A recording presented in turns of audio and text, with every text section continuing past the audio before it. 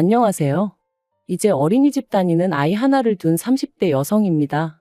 친정어머니의 도움을 받아 아이 키워가며 장사해서 돈 벌고 그렇게 살아요. 결혼 전에는 애는 엄마가 키우는 게 맞다고, 왜 친정어머니고 시어머니고 힘들게 하는지 모르겠다 생각했었는데, 살아보니까 그게 그렇게 마음먹은 대로 안 되네요. 그러니까 사람이 겪어보기 전에 함부로 말을 하는 게 아닌가 봐요. 아무튼 평소라면 씻고 자기 바쁠 시간인데, 오늘은 낮에 커피를 많이 마셔서 그런지 잠도 안 오고, 그래서 제 이야기를 좀 해볼까 합니다. 솔직히 자랑할 만한 이야기도 아니다 보니 어디 가서 말해본 적이 없는데 오늘은 왠지 하고 싶기도 하고요.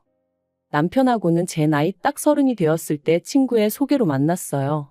친구가 어떤 마음으로 주선해준 소개팅인지는 모르겠지만, 짐작컨대 대학 졸업 후에 소처럼 일만 하는 제가 안쓰러워 보였던 거 아닌가 싶어요. 아버지와 사별 후 혼자 힘으로 저를 키워주신 어머니께 하루라도 빨리 효도하고 싶은 마음밖에 없었거든요. 아무튼 친구의 성화로 소개를 받은 게 지금의 남편입니다. 그리고 이제 와서 말이지만 솔직히 남편 외모는 제 스타일은 아니었어요. 키도 저랑 비슷하고 배도 나오고 나이는 저보다 겨우 1살 많았는데 저희 친정오빠보다도 나이가 많아 보였으니까요. 그래서 처음엔 친구가 나를 뭘로 보고 이런 남자를 소개시켜줬나 싶었을 만큼 기분이 별로였어요. 하지만 대화를 좀 나눠보니까 그래도 사람이 진지하면서도 위트도 있고 무엇보다 자신만만하더라고요. 자기가 서울에 자기 아파트도 하나 있고 대기업은 아니지만 정년보장이 되는 거나 마찬가지인 직장도 다니고 있다면서, 그리고 저더러 속물이라는 사람들도 분명 있겠지만 그런 이야기를 듣고 있으니 사람이 좀 달리 보이는 거예요. 외모가 밥 먹여주나 뭐 그런 생각도 들고, 그래서 남편이 한 번 더 만나보자는데 그러자 했어요. 그리고 그런 만남이 몇 차례 더 이어지는 동안 남편은 늘 저를 데리러 오고 데려다 주었습니다. 따지고 보면 먼 거리도 아니었는데 그렇게 해야 자기 마음이 편하다면서 말이죠. 그래서 남편이 정식으로 사귀고 싶다고 했을 때도 왠지 미안한 마음도 들고 그래서 제대로 싫다 소리를 못했네요. 한마디로 어영부영 사귀게 된 거죠. 그리고 정신 차려보니까 결혼까지 약속한 상황이었고요. 변명 같고 한심하게 들리겠지만 지금도 그때를 생각하면 꼭 뭐에 홀렸던 것 같다니까요. 상견례가 있기 전에 시댁에 인사를 드리러 갔을 때 처음으로 어머님 아버님과 저랑 동갑이라는 남편과는 연년생인 신우까지 만났습니다. 어머님 아버님은 평범하신 분들이셨어요. 오느라 고생했다 그런 따뜻한 한마디는 없었지만 그렇다고 딱히 저를 박하게 대하신 것도 없었거든요. 다만 친정어머니랑 단둘이 산다는 것에 대해서 경제적으로 어려움은 없는지 물어보셨는데 그다지 신경 쓰이는 질문은 아니었네요. 사실 편모가정이라고 하면 지레 힘들게 살았을 거라 생각하는 사람들을 살면서 너무나 자주 봐왔거든요. 그리고 다행히 저희 모녀는 경제적으로 큰 고생은 하지 않았습니다. 어머니가 가게를 운영하셨는데 제법 매출이 나오기도 했었고, 거기다 돌아가신 아버지의 부모님, 그러니까 저에겐 친가 쪽 할머니 할아버지께서 도움을 많이 주셨거든요. 다만 이 도움을 받는 과정에 있어서 작은아버지와 고모가 어머니를 감정적으로 힘들게 하는 일이 많았죠. 그래서 제가 악착같이 돈을 벌어 더는 어머니께서 조부모님께 기대지 않으셔도 되게 해드리고 싶었던 거고요. 그리고 시부모님 이야기가 나왔으니 신우 이야기도 조금 해보자면, 앞서 말씀드린 대로 저와 동갑인 신우는 남편과는 아주 다른 사람이었습니다. 늘씬하고 키도 큰 데다가 눈도 왕방울만 해서는 솔직히 같은 여자가 봐도 예쁘다는 생각이 절로 드는 사람이었어요. 하지만 어째서인지 딱히 하는 일은 없다고 했고, 시부모님은 인물이 되니까 괜찮다며 웃으시더라고요. 그래서 저도 그냥 같이 적당히 웃어넘기긴 했지만 솔직히 말하면 부럽기도 하고 한편으론 황당하기도 했네요. 아무튼 신우하고 따로 이야기를 해보진 않았어요. 점심 식사 내내 새침하게 앉아있다가 커피 한잔하는 타임엔 약속이 있다며 나가버렸으니까요. 상견례 자리도 모난 구석 없이 무난하게 이뤄졌습니다. 다만 남편이 아파트가 있었던 만큼 시부모님, 특히나 어머님의 어깨가 어찌나 으쓱하시던지 자기 아들 수준에 맞춰 걸맞는 혼수를 해왔으면 좋겠단 소리를 대놓고 몇 번이나 말씀하시더라고요. 게다가 저나 친정어머니 입장에선 처음부터 빈손으로 갈 생각도 없었는데 어머님이 요새 여자들은 개념이 어떻고 해대시니 솔직히 듣기가 좀 거북했어요. 하지만 그래도 좋은 일로 만난 날이었던 만큼 친정어머니께서 걱정 말라며 어머님을 맞춰드렸고, 그렇게 어머님은 저희에게 리스트랄지 견적서랄지 그런 종이 한 장을 건네셨습니다. 그런데 집에 와서 친정어머니랑 같이 살펴보니 그 중에는 무려 3천만 원 가까이 되는 소파도 있었어요. 아무리 남편이 집을 해오는 상황이긴 했지만 20평이 채 되지 않는 아파트였는데 그 안에 3천만 원짜리 6인용 소파라니 가당치도 않다 싶었습니다. 그리고 이 밖에도 100인치짜리 TV는 정말 어이가 없었죠. 그래서 남편에게 아무리 그래도 이건 아닌 것 같다 하니 어차피 이 아파트에서 좀 지내다가 애 낳으면 이사 가야 하고 그러면 그때 써도 되니까 미리 사둔다 생각하면 되지 않냐대요. 그래서 그런 생각이면 애 낳고 이사하고 이후에 사도 늦지 않는다니까. 그러면 그때도 저희 어머니가 사주시는 게 맞냐 그러더라고요. 그때 돼서 자기가 벌어온 돈으로 사게 되면 그건 제가 해오는 게 아니지 않냐면서. 그리고 저는 이때 솔직히 좀 당황스러웠어요. 비록 1년이 채 되지 않는 짧은 연애 기간이었지만 그래도 그동안 돈 앞에서는 쿨한 척 무심한 척 하던 사람이 그런 셈을 그런 말을 할 줄은 몰랐거든요. 한편 그렇게 결혼을 했는데 결혼한 지 반년도 되지 않았던 그해 겨울 남편이 충격적인 소식을 전해왔습니다. 그건 바로 남편이 회사를 관두게 되었다는 이야기였죠.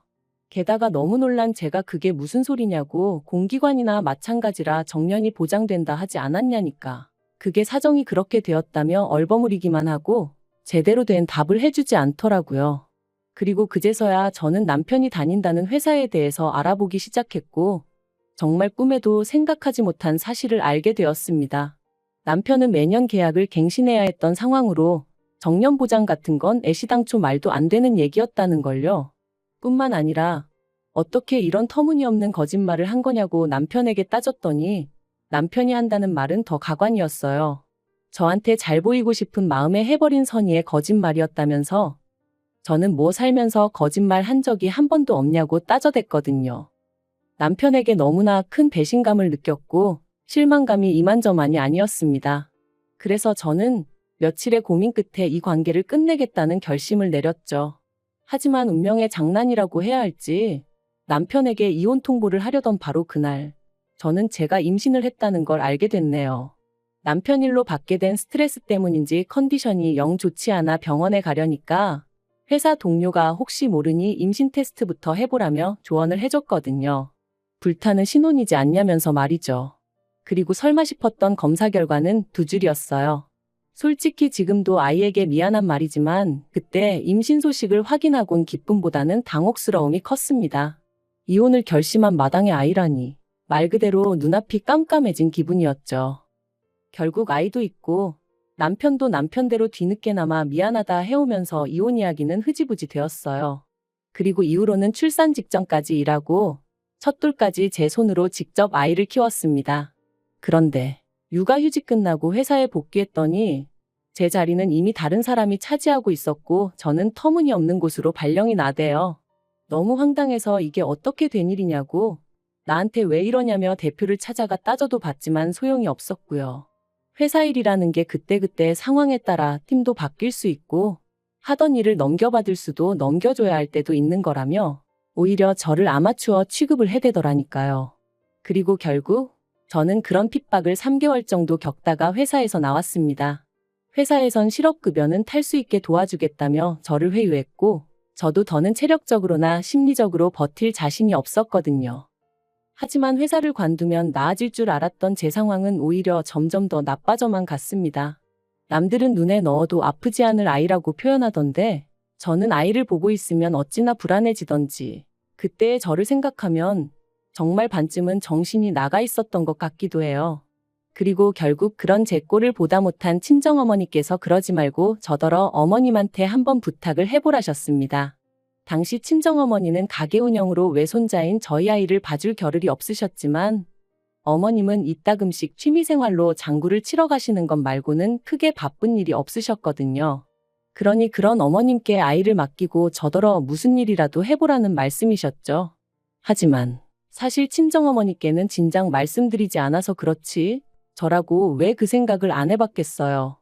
회사를 관두는 건 정말 내키지 않아서 아닌 게 아니라 몇 번이나 부탁드려 봤었는걸요. 매달리다시피 사정도 해봤고요. 그런데 어머님은 다 늙어서 내가 왜 그런 고생을 해야 하냐 하며 거절하셨습니다. 애는 엄마가 직접 키워야 한다면서 말이죠. 그리고 이 모든 상황을 알게 되신 친정어머니께서는 그럼 당신이 아이를 봐주겠다 하셨습니다. 다만 장사 잘 되는 가게를 정리하긴 아까우니 저더러 가게에 나가서 당신 대신 일을 하라셨죠. 친정어머니가 어떻게든 저를 도와주고자 하신 말씀인 걸 알았기에 알겠다 했습니다. 그런데 그때는 이 결정이 제 인생에 두고두고 영향을 끼치게 될 줄은 정말 몰랐네요.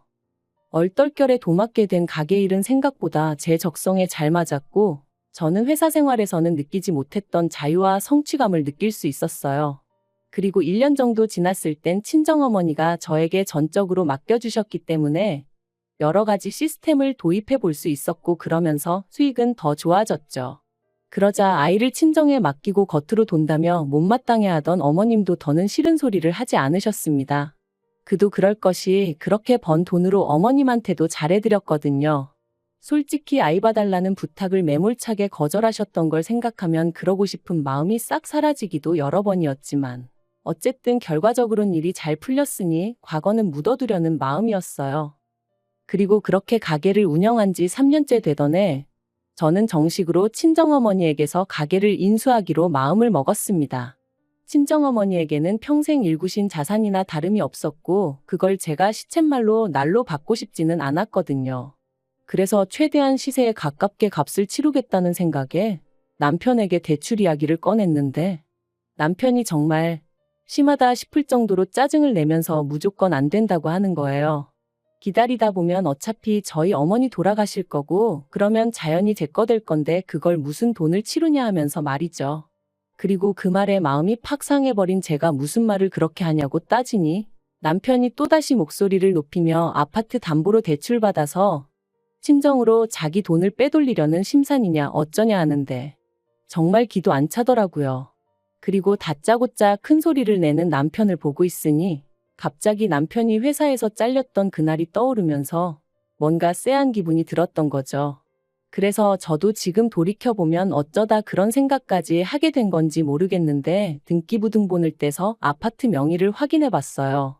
그리고 그 명의는 충격적이게도 남편이 아닌 어머님 이름으로 되어 있었습니다. 아파트를 담보로 대출도 있는 대로 받아진 상황이었고요. 저는 남편에게 등기부등본을 집어던지며 설명해보라 소리를 질렀습니다. 그러자 남편은 놀라거나 미안해하는 대신 저더러 이제 남편 뒷조사까지 하냐며 악을 썼죠. 그리고 그때부터 정말 소위 진흙탕 싸움이 따로 없었습니다.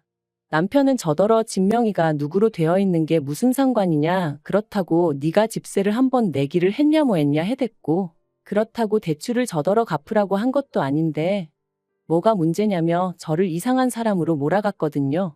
하지만 저는 다른 걸 떠나서 남편이 또 저를 속였다는 사실이 너무나 충격적이었습니다. 그리고 대출 같은 경우도 남편이 저더러 갚으라고 한 건 아니었지만 그렇다고 대출을 받아다 쓰신 어머님이 갚고 계신 것도 아니었으니 아파트가 제 재산이라고 생각해 본 적도 욕심낸 적도 없었지만 그래도 저는 부부는 모든 면에서 공동체다 생각하고 가게에서 벌어오는 돈 전부를 남편에게 오픈하고 있었던 만큼 배신감이 드는 건 어쩔 수가 없더라고요. 하지만 단지 아파트 명의가 남편이 아니라 어머님으로 되어 있다고 해서 그 일로 제가 이혼까지 결심한 것은 아닙니다. 제가 이혼을 하기로 결심하게 된 결정적인 이유는 남편이 보여준 이중적인 태도 때문이었죠. 남편이 저에게 솔직하지 않다는 걸 확신하게 된 저는 이후로 남편에게 재벌이도 공유하지 않았고 제가 개인적으로 시댁에 해드리던 금전적인 지원도 전부 다 끊어버렸어요. 특히나 아파트를 담보로 한 대출의 주체가 어머님이셨고 그 대출을 남편이 계속해서 갚아드리고 있었다는 걸 알고 나니 솔직히 어이가 없더라고요. 계산해보니까 남편이 시댁에만 한 달에 200만 원 넘게 퍼주고 있던 거나 마찬가지였으니까요. 참고로 저축이라던가 그런 부분은 남편이 관리하고 있었어요. 거짓으로 판명이 났지만 그래도 결혼 당시에는 남편이 해오는 게 많아 보였으니 경제권을 제가 갖겠다고 고집할 수가 없었거든요. 그리고 매번 남편은 자기가 얼마나 돈 관리를 잘하고 있는지 으스대곤 했는데 그것 또한 다 거짓이었네요. 아무튼 상황이 그렇다 보니 제가 더는 얼마를 버는지 남편에게 가르쳐줄 이유도 없었고 시댁에도 오만정이 떨어져서 이런 한 푼도 주기 싫었죠. 그런데 이걸 가지고 남편이 말 그대로 생난리를 쳤습니다. 저더러 자기 돈 보고 결혼한 거냐며 속물이니 어쩌니. 저 같은 여자들이 시부모 아프면 요양원에 갖다 버리고 남편 두고 바람피고 그런다면서요. 말 같지도 않아서 상대도 안 해줬네요. 이후로는 정말 애 때문에 산다는 게 이런 건가 싶을 정도로 서로 무시하면서 지냈고요. 그러다 작년 여름이었어요. 남편이 얘기 좀 하자며 저를 잡더니 어이없는 이야기를 꺼냈습니다. 성형수술 부작용으로 고통받는 어머님을 위해서 저더러 3천만 원만 보태라는 거였죠. 황당해서 그걸 내가 왜 하고 물었습니다. 말이 나와서 말이지만 아무리 공짜라고 해도 그렇지. 그 연세에 멀쩡한 턱을 왜 건드냐고요. 그리고 병원에서는 돈 내고 수술받은 환자가 아니니 자기들이 환불을 해줄 일도 아니라며 완전히 배째라는 식으로 나왔어요. 참고로 제가 아파트 명의 문제로 남편이나 어머님한테 정이 있는 대로 떨어진 상황이긴 했지만 그래도 딸이라고 하나 있는 신우는 막말로 지엄마가 어떻게 되건 말건 관심도 없길래 제가 병원에 쫓아가 따져봐주기도 하고 그랬어요. 아무튼 저는 나름대로 할 도리는 했다고 생각했는데 남편이 난데없이 어머님 얼굴을 모어 재건수를 해야 하네 어쩌네 하면서 돈을 내놓으라 하니 기도 안 차더라니까요. 제가 그런 남편더러 바랄 걸 바라라고 꿈도 야무지다 했습니다. 여태껏 나 몰래 당신이랑 어머님이랑 알아서 잘해오지 않았냐고 앞으로도 둘이서 잘해보라는 말과 함께요. 그랬더니 남편이 너는 그때 이후로 며느리 도리도 하나 안 하지 않았냐면서 그래도 내가 왜 아무 말도 안 했는 줄 아냐. 애엄마라 참아준 거다. 그리고 이번에는 자기가 저한테 마지막으로 기회를 주는 거라며 깔끔하게 어머님 수술비 내놓고 지랑 저랑 과거 일은 없던 일이다 생각하며 살아보자는데 이게 무슨 헛소린가 억지도 정도가 있지 싶더라니까요. 저는 내가 이혼을 하면 이혼을 했지 어머님 수술비는 못 대드린다 했습니다.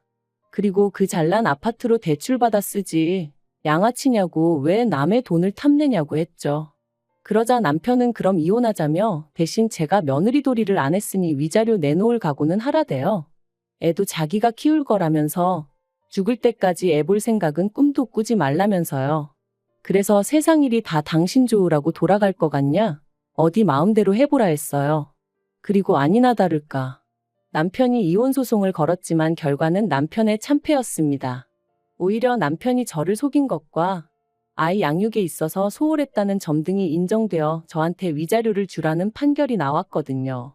솔직히 위자료 자체는 크지 않았지만 제 자신과 제 아이 그리고 제가 가진 것들을 지켜냈다는 게 너무 기쁘더라고요. 한편 남편과 이혼 후 남편은 2주에 한 번씩 아이를 보러 옵니다. 그리고 저는 원하지 않는데 틈만 나면 자기 얘기 어머님 얘기를 해대대요. 그래도 애 아빠다 보니 애 앞에서 무안을 주긴 그렇고 그래서 들어는 줬는데 일단 신우가 대출받아서 어머님 재건수술 해드렸는데 그게 잘 안 된 모양이더라고요. 그리고 남편은 저 떠보려고 하는 소린지 뭔진 몰라도 걸핏하면 저랑 이혼하고서 어머님한테 크게 혼났다며 제가 자기를 용서해주면 자기는 모든 과거는 묻어두고 살 자신이 있다나 어떻다나 헛소리를 해댔죠.